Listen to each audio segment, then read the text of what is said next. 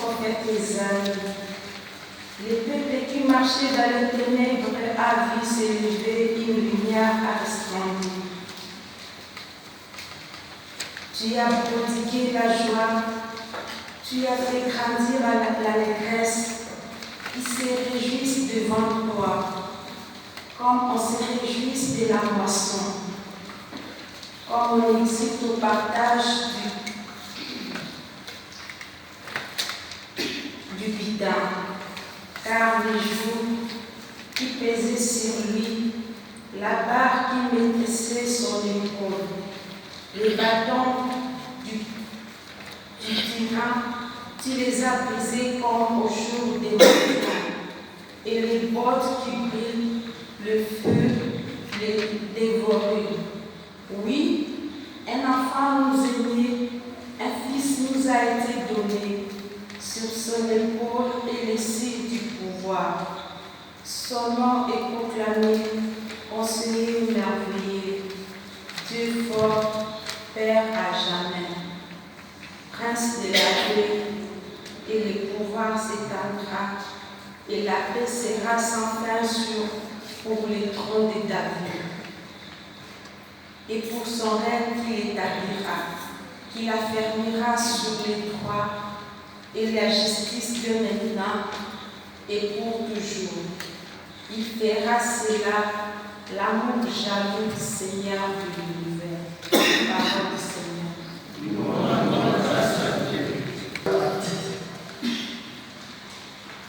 Bien-aimés, la grâce de Dieu s'est manifestée pour le salut de tous les hommes.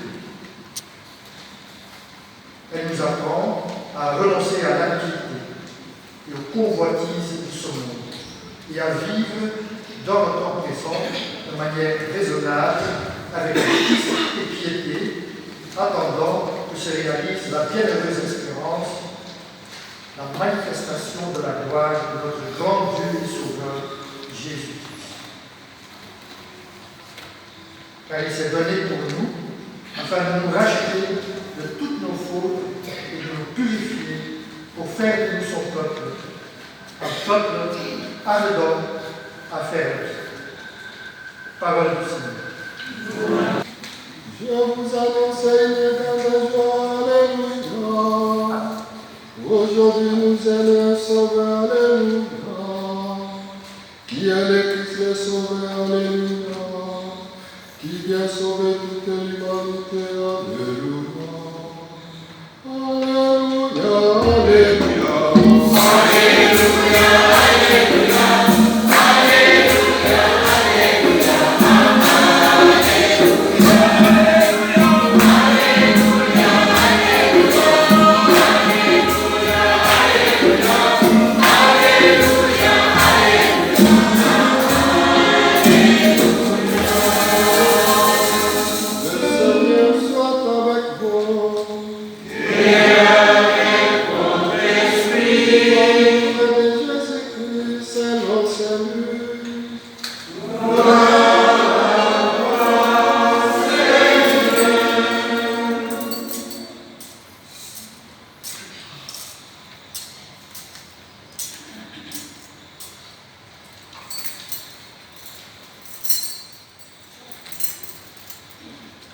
En ce jour-là, Paris un édit de l'empereur Auguste ordonnant de recenser toute la terre. Ce premier recensement eut lieu lorsqu'Épidémus était gouverneur d'Ici. Et tous allaient se faire recenser, chacun dans sa ville d'origine. Joseph lui aussi monta de Galilée depuis la ville de Nazareth vers la Judée jusqu'à la ville de David appelée Bethléem. Il était en effet de la maison de la lignée de David. Il venait de faire recenser avec Marie, qui lui avait été accordée au mariage et qui était enceinte. Or, pendant qu'ils étaient là, le temps elle devait affronter fut accompli.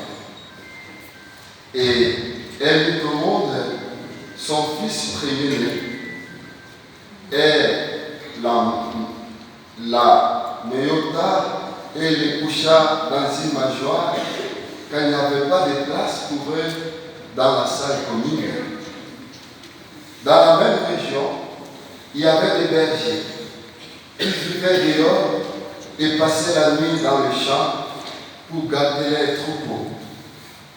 L'ange du Seigneur se présentant devant eux, et la gloire du Seigneur les enveloppa de sa lumière. Ils furent saisis d'une grande crainte. Alors, l'ange leur dit: ne craignez pas, car voici je vous annonce une bonne nouvelle, qui sera une joie pour tout le peuple. Aujourd'hui, dans la ville de David, vous avez un sauveur, qui est le Christ, le Seigneur. Et voici le signe qui vous est donné. Vous trouverez un nouveau-né emmailloté et couché dans une mangeoire. Et soudain, il lit avec l'ange une troupe céleste innombrable qui louait Dieu en disant: gloire à Dieu au plus haut des cieux et paix sur la terre aux hommes qu'il aime. Acclamons la parole de Dieu.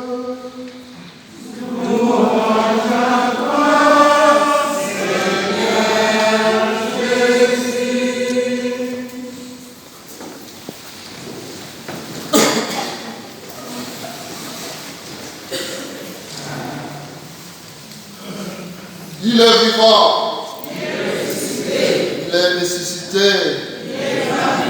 Qui? Jésus. Applaudissons pour Jésus.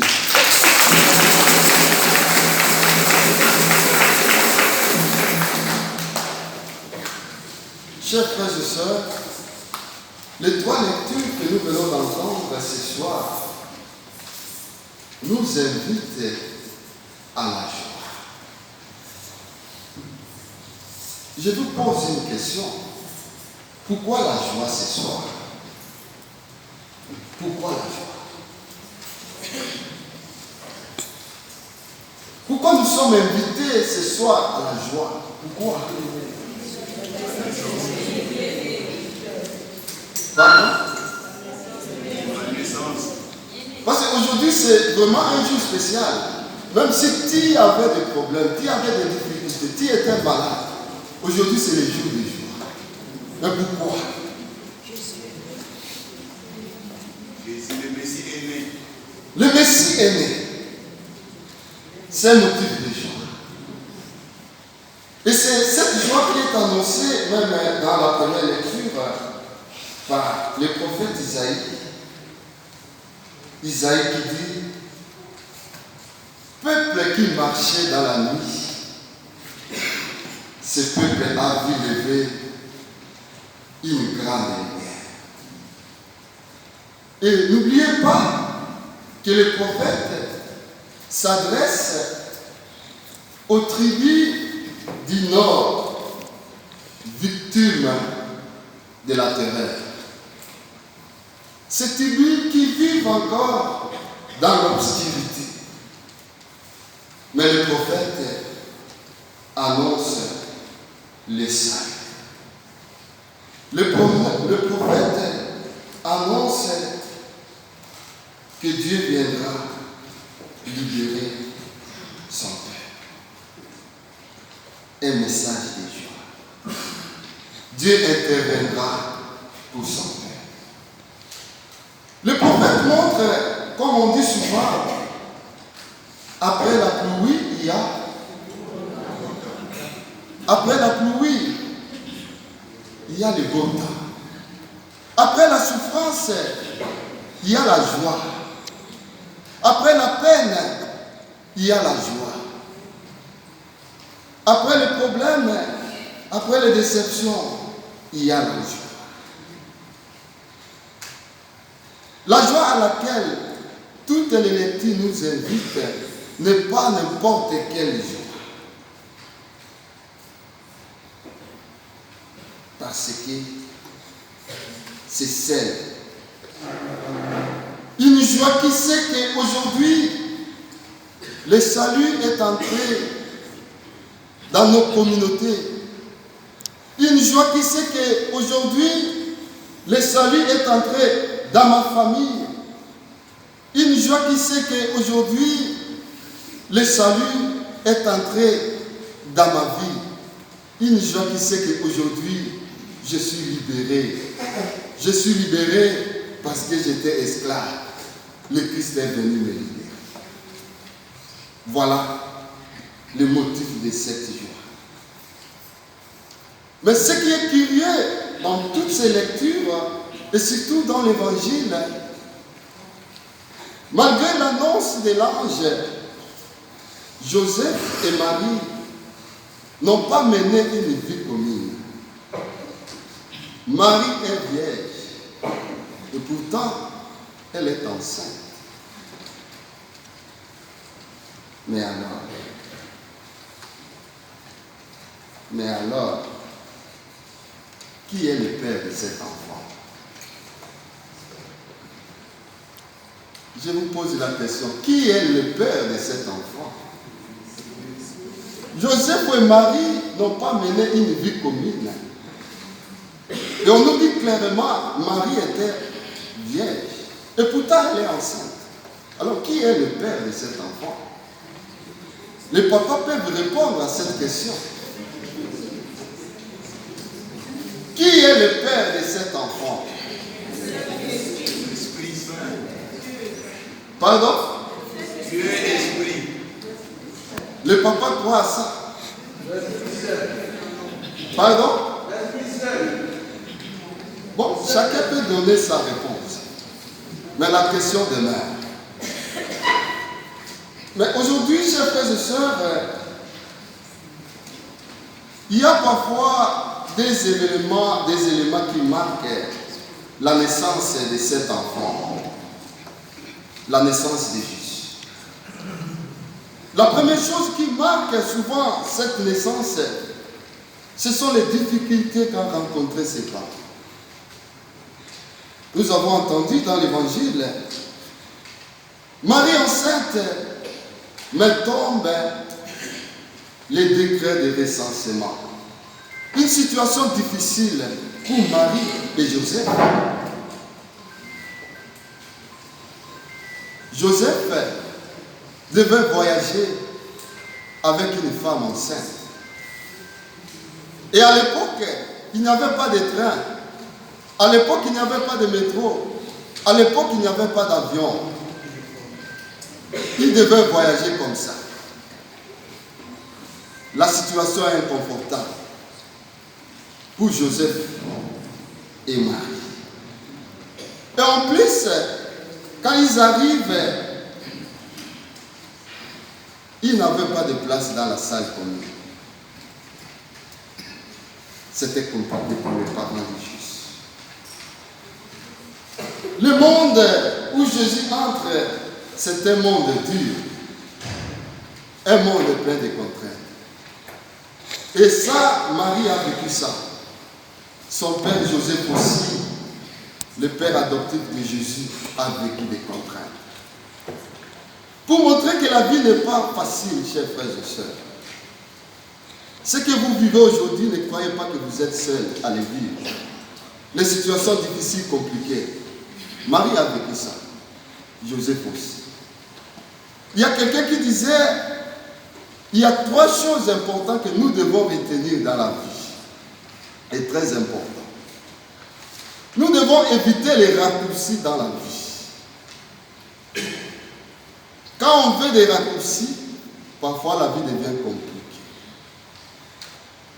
Et deuxième chose, nous devons éviter la facilité. Joseph et Marie n'ont pas vécu dans cette facilité, mais ils ont passé des moments difficiles, compliqués. Et troisième élément, il disait, rien n'est impossible à Dieu. Quels que soient les obstacles, les difficultés, mais rien n'est impossible à Dieu. Chers frères et sœurs, vous pouvez regarder votre voisin et lui dire, Rien n'est impossible à Dieu. Dites à votre voisin, rien n'est impossible à Dieu.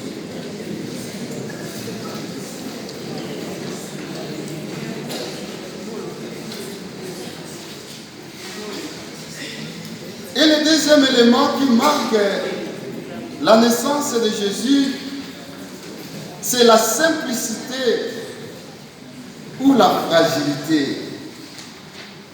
C'est le côté le plus mystérieux même du mystère de l'incarnation.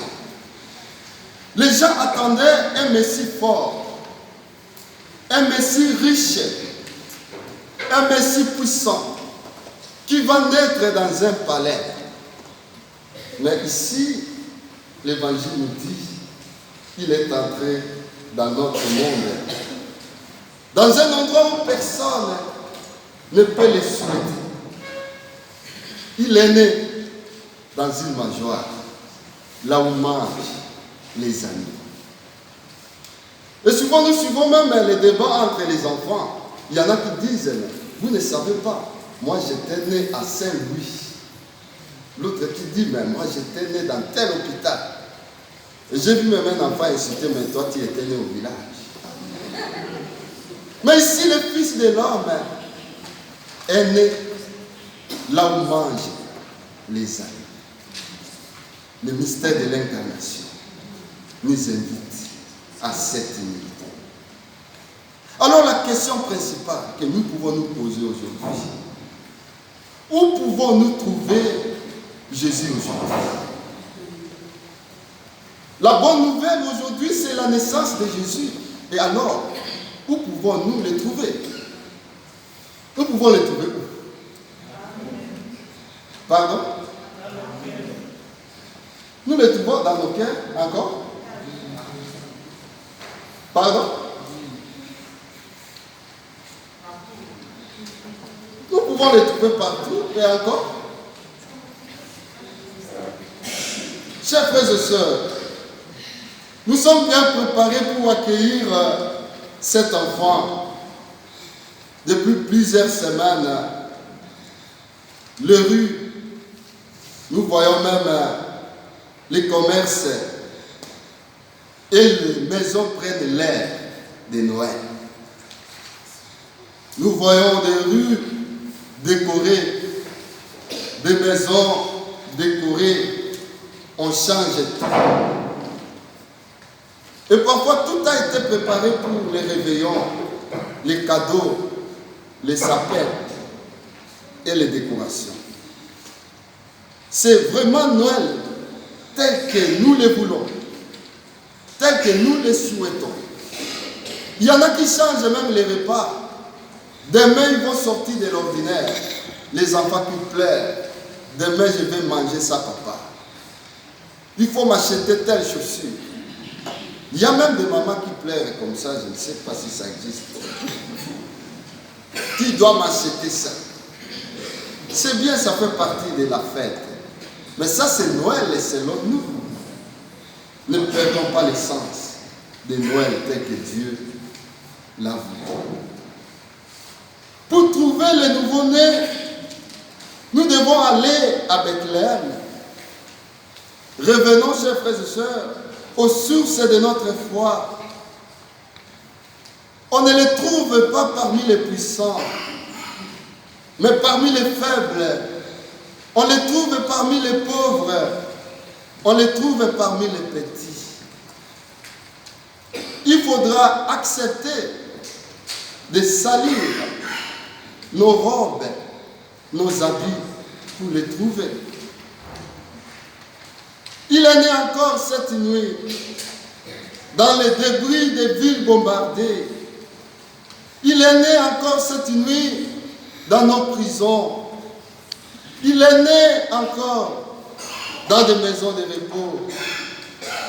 Il est né dans des centres de réfugiés. Marie et Joseph n'ont pas trouvé de place dans la salle. Est-ce qu'aujourd'hui, Marie et Joseph peuvent trouver des places dans nos vies, dans nos cœurs, dans nos familles? Et comme je l'ai dit, aujourd'hui, c'est la fête la fête, une grande fête. Nous célébrons la paix, nous célébrons la joie. C'est-à-dire, en réalité, Jésus est né là où il y a la paix. Il est né là où il y a la joie. Non. Si tu n'es pas joyeux, Jésus n'est pas né là. Il est là. Si dans cette famille il n'y a pas de paix, discussion sur discussion à tout moment, est-ce que le Fils de Dieu peut naître là? Il est né là où il y a la joie. C'est pourquoi je vous invite aujourd'hui de garder cette joie. De rester heureux, de rester joyeux, parce que le Fils de Dieu est né. Et gardons cette paix intérieure dans nos cœurs, paix dans nos familles. Il va naître là où il y a la paix. C'est pourquoi ceux qui sont dans la joie, ceux qui gardent encore la paix dans leur cœur, joyeuse fête de Noël. Oh, quand vous n'avez pas la joie,